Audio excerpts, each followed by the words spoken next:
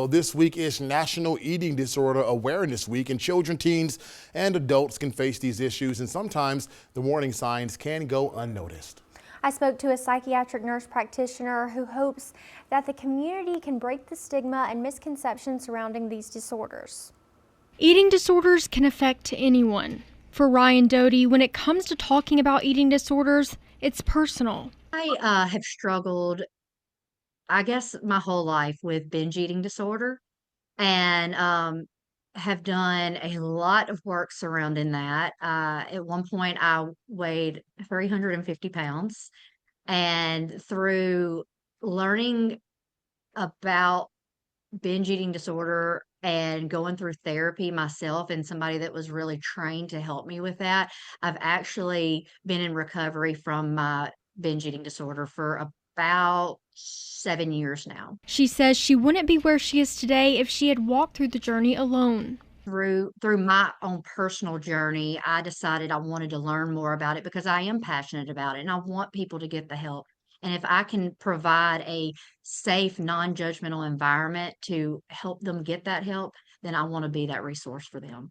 Doty says eating disorders are serious mental health conditions often mistaken for phases or lifestyle changes. But it's really not that. A lot of times underlying mental health issues contribute to eating disorders.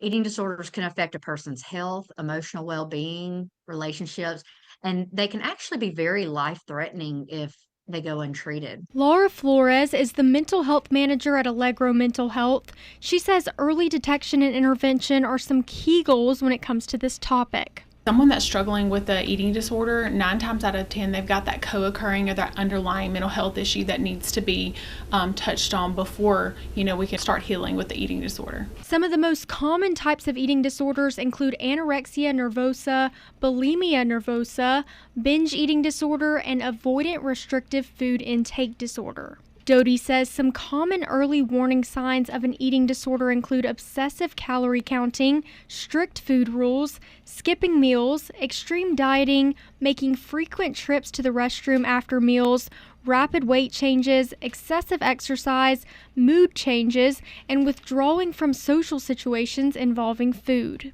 From what I see, a lot of times there's a co-occurring mental health condition. A lot of times we see anxiety, depression, OCD, even bipolar disorder. There are some genetic and biological factors. There's also some, a little bit of debate surrounding the nature versus nurture. One of the risk factors are people who kind of exhibit perfectionistic tendencies or they're in these high achievement environments. Of course, the big one is societal pressure and just diet culture and body image, how the media portrays our body images and things. And then, of course, one of the biggest risk factors I would have to say is like trauma.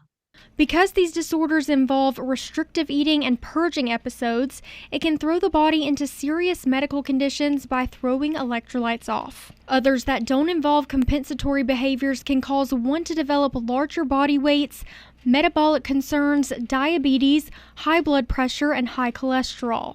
Recovery is possible. There is support available, and really just no one has to struggle alone. Healing is possible. Doty says awareness helps increase knowledge, compassion, promote body acceptance and mental health awareness, connect people with life-saving resources, and helps create safer spaces for people to break the silence and heal.